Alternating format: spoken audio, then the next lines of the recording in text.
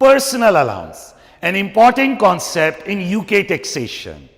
Hello everyone, I'm Owais Mirchawala, tutor for advanced taxation UK variant.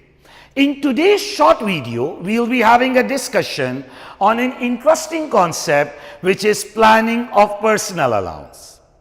As you all know that in UK tax, personal allowance is £12,570. It is the amount which gets exempted from our income. No tax is charged on this amount.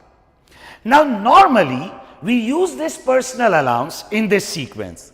First we adjust it against our non-saving income because it has highest tax rates with no 0% bands.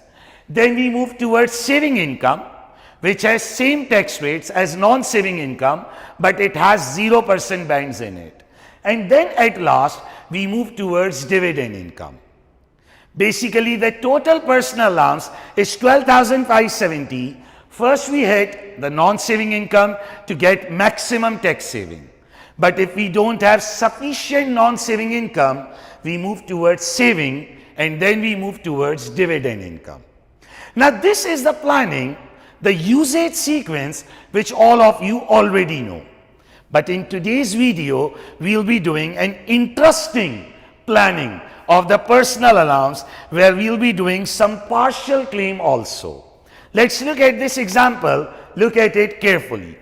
For example, if we have 4,000 in non-saving head, 7,000 in saving head and 25,000 in dividend head. We will offset the personal allowance against non-saving income first. But since our personal allowance is 12,570 and our non-saving income is just 4,000, so we can adjust 4,000 here and then we'll move towards saving income. Now look at it carefully. I have only adjusted 1,000 in saving income and then I move towards dividend income. Now there are two questions. Sir, is the partial claim allowed? Number one. And number two, why did you claim partial? The first answer is that yes, personal allowance can be claimed partially against the income heads. It is up to you to do your planning. Now, why did I make the partial claim? Look at it carefully. When my non-saving income has fallen to zero, in saving income, I will get a £5,000 0% band. When something is already at 0% rate, why to waste personal allowance against it? Think about it. Non-saving income is zero, so in saving income, you will get a £5,000 0% band. Second, you are a basic rate taxpayer in total. Your taxable income is below 37,700. So you will get one more 0% band of £1,000. So £5,000 0% band plus £1,000 0% band, which means £6,000 will already be taxed at 0%. So if something is already being taxed at 0%, why use personal allowance against it? It will be like killing a dead person. If something is already at 0%, we shouldn't be wasting the personal allowance against it. So 7,000 was the income.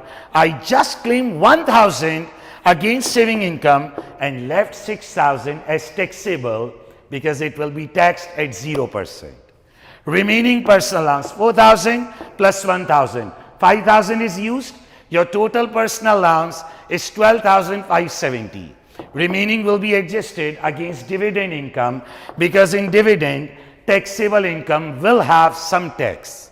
In dividend, 2,000 will be taxed at 0% and rest of it will have a tax rate of basic rate band.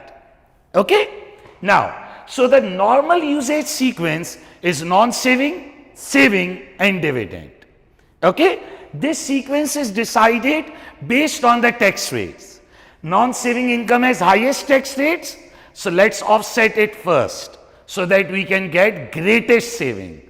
Then we go for saving and then we go for dividend which has lowest tax rates. Do consider 0% band of saving income. Don't kill a dead person. If any amount is already at 0%, don't waste personal allowance against it. Okay? Partial claims are allowed, which means it is not necessary to offset entire 7,000.